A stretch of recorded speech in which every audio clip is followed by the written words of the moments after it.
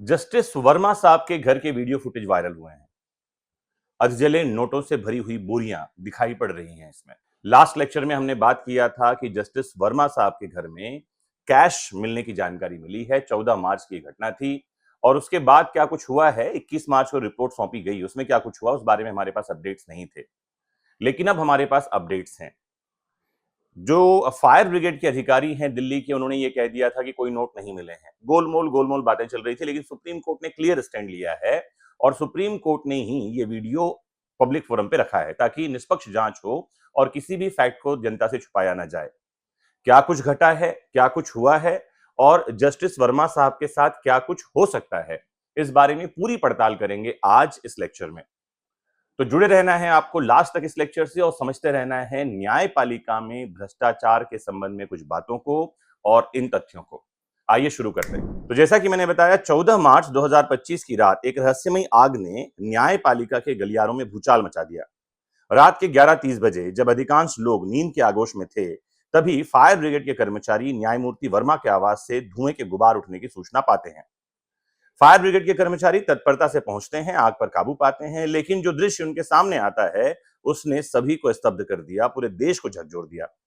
आग बुझाने के दौरान स्टोर रूम में दमकल कर्मियों को 500 रुपए के नोटों से भरी बोरियां मिली, जो अधजली थी।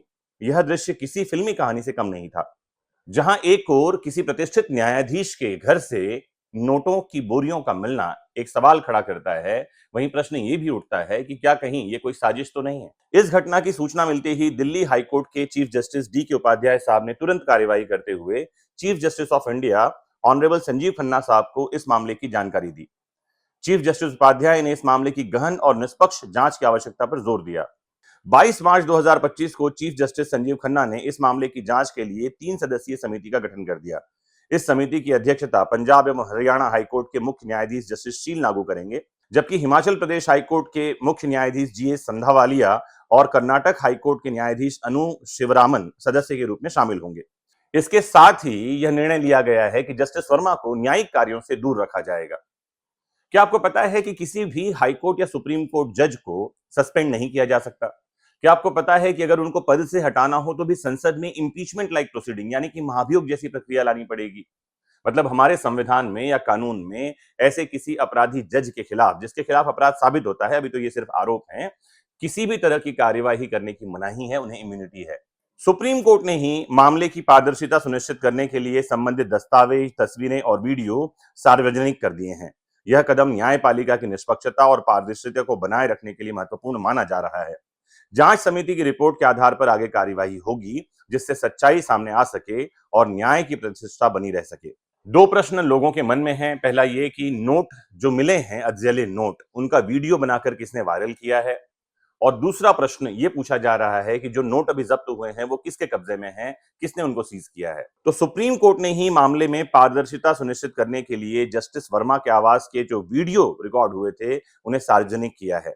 इसमें कुछ बोरियों में अधजले 500 रुपए के नोट स्पष्ट रूप से दिखाई दे रहे हैं। यह वीडियो दिल्ली पुलिस द्वारा शूट किया गया था, जिसे बाद में सुप्रीम कोर्ट की वेबसाइट पर ही अपलोड किया गया। जब्त किए गए नोट वर्तमान में जांच एजेंसियों की हिरासत में हैं। इन नोटों की फॉरेंसिक जांच की जा रही है ताकि उनकी प्रामाणिकता और स्रोत का पता लगाया जा सके। इसके अलावा 23 मार्च की सुबह भी जब एनडीएमसी के कर्मचारी वर्मा साहब के घर के आसपास सफाई करते हुए अपना काम कर रहे थे, तो उस समय उनको वहां भी कुछ जले हुए नोट मिले, जो इस मामले को और जटिल बनाते हैं और गहन जांच की मांग को खड़ा करते हैं। अब कुछ प्रश्न और उठते हैं कि क्या जांच रिपोर्ट में यह बात आती है कि वर्मा साहब किसी प्रकार के भ्रष्टाचार में लिप्त थे, या जांच रिपोर्ट में यह बात सामने आती है कि हाँ, नोट उनके घर से बरामद हुए हैं, तो उनके खिलाफ महाभियोग की प्रक्रिया लाई जा सकती है। प्रश्न ये उठता है कि क्या महाभियोग जैसी प्रक्रिया लाने के लिए संसद का विशेष सत्र बुलाया जा सकता है, क्योंकि पार्लियामेंट अभी सेशन में नहीं है।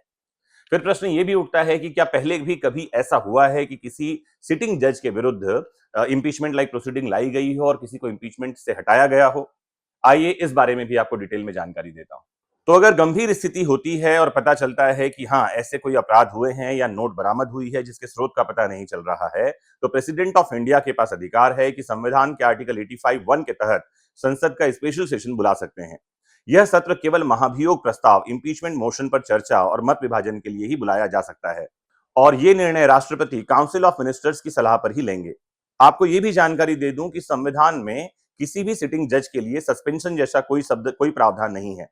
जब तक जांच समिति यानी इंक्वायरी कमेटी जिसका गठन अभी किया गया है उसकी रिपोर्ट पूरी नहीं होती है, मैं बता दूं, तब तक जस्टिस वर्मा साहब को न्यायिक कार्यों से अलग रखा जाएगा, जैसा कि सुप्रीम कोर्ट ने आदेश दिया है। फिर एक प्रश्न और उठता है, महाभियोग की जैसी प्रक्रिया जो है वो कैसे होगी? तो आर्टिकल 124(4) आपको देखना चाहिए, जहां पर में इम्पीचमेंट लाइक प्रोसीडिंग के बारे में प्रोविजन है।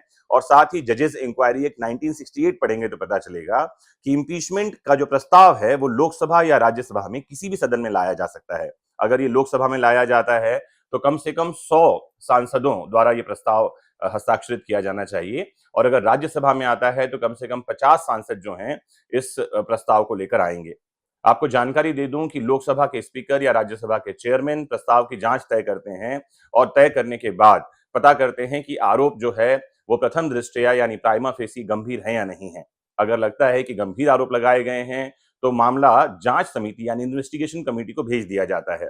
आपको बता दूं, इन्वेस्टिगेशन कमेटी 3 सदस्यों से मिलकर बनती है। एक है सुप्रीम कोर्ट के चीफ जस्टिस, फिर होंगे किसी हाई कोर्ट के चीफ जस्टिस, और होंगे कोई एक एमिनेंट ज्यूरिस्ट। इन 3 से मिलकर इन्वेस्टिगेशन कमेटी बनेगी। इन्वेस्टिगेशन कमेटी अपनी रिपोर्ट पार्लियामेंट को सौंपेगी।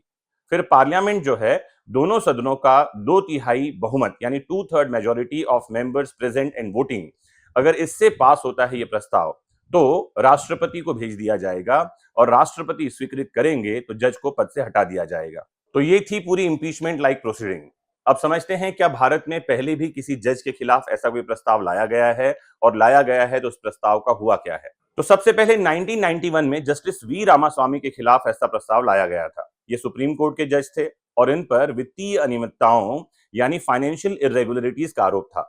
लोकसभा में प्रस्ताव आया था, लेकिन कांग्रेस जो है वो अब्सटेन कर गई थी, यानी कि वोटिंग में शामिल नहीं हुई थी, और इसको बहुमत से पारित नहीं किया गया था।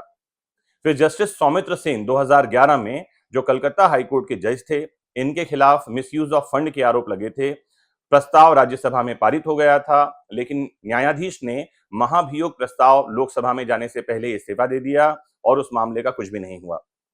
फिर 2010 में जस्टिस पीडी दिनाकरण के खिलाफ, जो कि सिक्किम हाईकोर्ट के चीफ जस्टिस थे, लैंड स्कैम के आरोप लगे।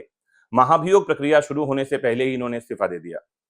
फिर चौथे नंबर पे आते हैं जस्टिस जेबी पारदीवाला और जस्टिस एसएन शुक्ला। इनके खिलाफ भी आरोप लगे, लेकिन कोई भी ऐसी प्रक्रिया ना शुरू हुई ना पूरी की गई। तो जस्टिस वर्मा साहब के हवाले से, इस मामले के हवाले से मैंने कुछ संविधान के प्रावधान भी आपको बताए, और साथ ही ये भी बताया कि एट प्रेजेंट जस्टिस वर्मा साहब का मामला कहां तक पहुंचा है और क्या चल रहा है।